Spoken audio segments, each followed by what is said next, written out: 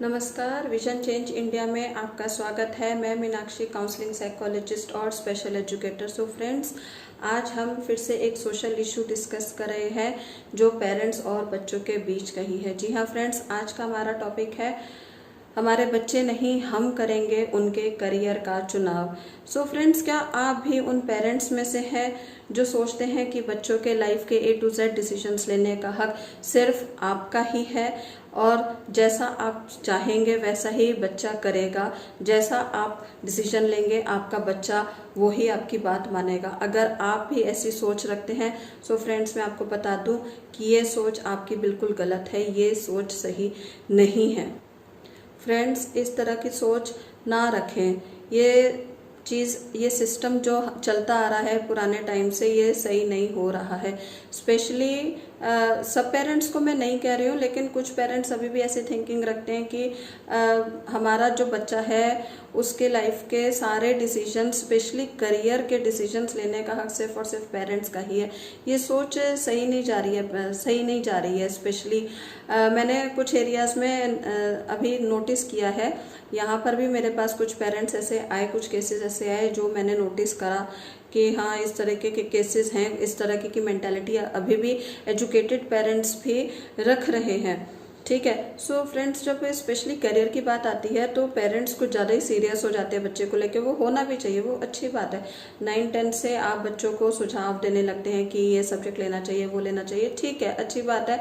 उस समय बच्चों को ज़्यादा एक्सपीरियंस नहीं है, बच्चे छोटे हैं, आपने उन्हें समझाया कि ये आप सब्जेक्ट ले लो, इसमें आगे ये स्कोप है, समझा दिया, ठीक है, बच्चों ने ले लिया।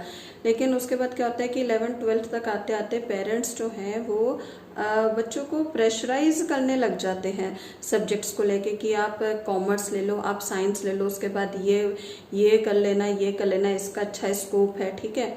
सो इससे बेटर ये होगा, फोर्सफुली काम करवाने से बेटर ये होगा कि क्यों ना हम बच्चों की करियर काउंसलिंग करवा दें, ठीक है। उससे क्या होगा कि बच्चों को थोड़े वाइड ऑप्शंस मिलेंगे, उनका ब्रेनस्टॉर्मिंग होगी, क्या ट्रेंडिंग है, क्या आगे उनको फ़ायदा होगा, किसमें उनको अपना इंटरेस्ट दिख रहा है, किसमें उनको लग रहा है कि हाँ, हम सक्सेसफुल हो सकते हैं। आप उनकी करियर काउंसलिंग करवा दीजिए। बाद में एक प्रोडक्टिव उनके साथ डिस्कशन कीजिए कि आपका करियर काउंसलिंग सेशन कैसा रहा और आपको क्या क्या ऑप्शन समझ में आ रहे हैं।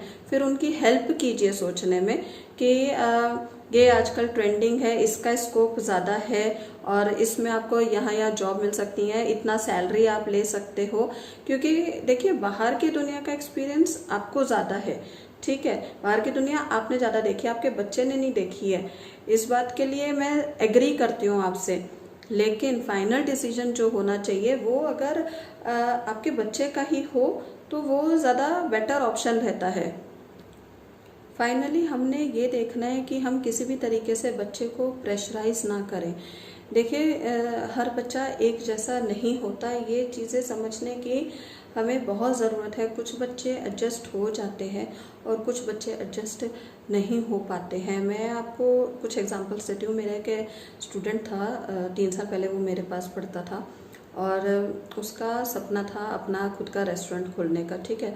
तो वो कई बार मेरे लिए बहुत अच्छी अच्छी डिशेस भी बना के लाता था and I still miss those tempting recipes. हाँ, सो क्या था कि उसका शुरू से ही सपना था कि मैम मुझे बस अपना रेस्टोरेंट ही खोलना है। अब बात क्या हुई कि उसके पापा का बिजनेस था चादरों का और वो चाहते थे कि हमारा बेटा हमारा बिजनेस आगे बढ़ाए। सो फाइनली हुआ क्या कि वो जब नहीं माना, दोनों में बहस हो गई। मैंने उसके पापा को 2-3 बार समझाने की कोशिश भी की, लेकिन अब ले दे के हुआ क्या कि उन्होंने अपने बेटे पर इमोशनल अत्याचार शुरू कर दिया कि अरे, हमने तो तेरे लिए कितने सपने देखे थे और हम तेरा बुरा थोड़ी ना चाहते हैं, एटसेट्रा एटसेट्रा, काफ़ी सारे उसको बातें कहीं। सो अब फाइनली हुआ क्या कि उसने अपना रेस्टोरेंट खोलने का सपना छोड़ दिया, ही गेव अप। अब मेरी उससे 1-2 बार बात हुई अभी रिसेंटली, तो उसने कहा कि मैं पापा के साथ ही हूँ, पापा खुश हैं, मैं उनका ही बिजनेस संभाल रही हूँ। लेकिन जो मुझे उसके साउंड से प्रतीत हुआ, ठीक है, एहसास हुआ कि वो खुश नहीं था बच्चा। उसका जैसे दम घुट रहा है, वो स्ट्रेस में है। सो आई जस्ट डोंट नो कि वो अपने पापा का बिजनेस कितना लंबा और कितने साल तक संभाल पाएगा। एक्चुअली उसका उस बिज़नेस में मुझे जो फील हुआ कि उसका दम घुट रहा है, वो उसमें खुश नहीं था। सो ये चीज़ें सही नहीं है। यही बात मैं पेरेंट्स को समझाना चाहती हूँ कि आप अपने बच्चों के सपनों का भी ध्यान रखें।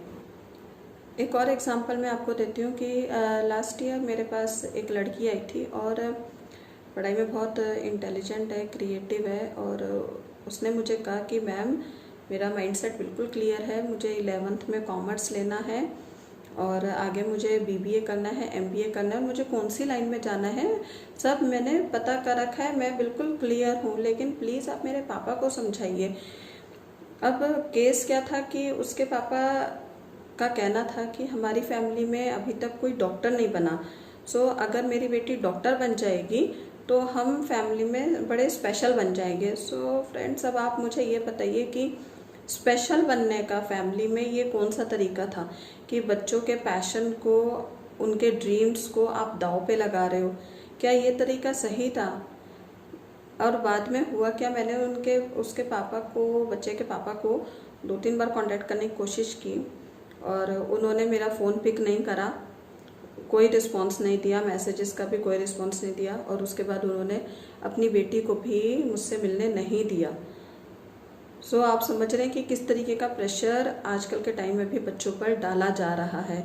हम सोचते हैं कि जो सपने हम पूरे नहीं कर पाए वो हमारा बच्चा पूरे कर देगा, लेकिन ये सोच सही नहीं है। बच्चे की अपनी आइडेंटिटी है, उसके अपने सपने हैं। आप लोगों को ये बात क्यों नहीं समझ आ रही है? एक पिता जो है वो अगर मैथ्स ऑनर्स नहीं कर पाए थे, ठीक है, वो ये एक्सपेक्ट करें कि मेरा बच्चा मैथ्स ऑनर्स करेगा आगे चल के, जबकि उसका बच्चा तो मैथ्स में इतना डरता है कि उसने तो 10th में इतनी मुश्किल से मैथ्स ले रखा था, वो सोच रहा था कि कब मेरा मैथ्स से पीछा छूटे। अब उसके पापा चाह रहे हैं कि वो बच्चा मैथ्स ऑनर्स करे, तो ये पॉसिबल कैसे हो सकता है? आप प्लीज़ अपने जो सपने अधूरे रह गए हैं वो अपने बच्चों पर ना ही डालें तो बेटर होगा। सो फ्रेंड्स, कंक्लूजन ये है इन सारी बातों का कि हम अपने बच्चों को अपने हाथ की कठपुतली, पपेट ना ही समझें तो बेटर है।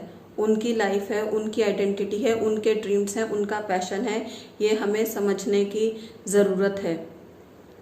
कुछ बच्चे संभल जाते हैं, कुछ बच्चे नहीं संभलते हैं। 3 इडियट्स मूवी में भी यही दिखाया गया है। कुछ लोगों ने उससे सीख ली, कुछ लोगों ने सोच बदली भी, मेरे पास अच्छे रिस्पॉन्सेज भी आए, और जिन्होंने नहीं बदलना था वो नहीं बदले।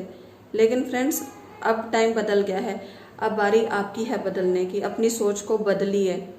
अगर आपके भी माइंड में कुछ ऐसा ख्याल है कि मेरा बच्चा मेरे सपने पूरे करने वाला है, तो प्लीज़ ये ख्याल दिमाग से निकाल दीजिए। हम ही संभल जाएं तो बेटर होगा, इससे पहले कि बहुत देर हो जाए। सो फ्रेंड्स, आप क्या सोचते हैं इस बारे में, ये मुझे कमेंट बॉक्स में ज़रूर लिख के बताइए। और आपको ये वीडियो कैसा लगा ये भी मुझे ज़रूर बताइए। आगे आप कौन सा सोशल इशू सुनना चाहते हैं, देखना चाहते हैं, वो भी मुझे बताइए। अगर आपको मेरा ये वीडियो पसंद आया तो इसे लाइक और शेयर कीजिए, और मेरे चैनल विजन चेंज इंडिया को अभी तक आपने सब्सक्राइब नहीं किया है तो वो भी कर लीजिए। जल्दी ही मैं अपने अगले वीडियो में मिलूंगी एक नए सोशल इशू के साथ। तब तक के लिए जय हिंद, जय भारत।